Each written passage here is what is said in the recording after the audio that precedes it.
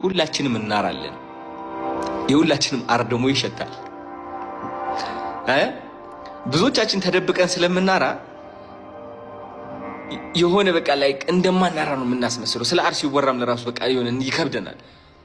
እዚህ ቪዲዮ ላይ ሁለት ነገሮችን ተመልክቻለሁ። አንደኛ የሰው ደካማ ጎኑ መጸዳዳት ነው ትላል። ያ መጸዳዳት የምለው እሱ እንዳለው ቃል መጠቀም ስለማልፈልግ ማለት ነው ሚዲያ ላይ ስለሆነ እና የሰው ደካማ ጎን እኮ አይደለም፣ ያ ተፈጥሯዊ ነው።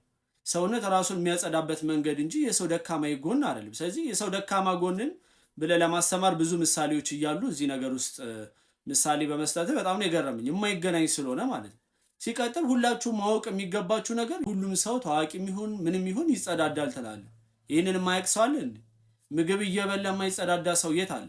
ስለዚህ የሚታወቅና ያለ ነገር ተፈጥሯዊ የሆነ ነገር ሰዎች ያንን ነገር አክሰፕት አድርገው እንዲለወጡ ለመምከር መምጣት ይህም ትክክል አይመስለኝም።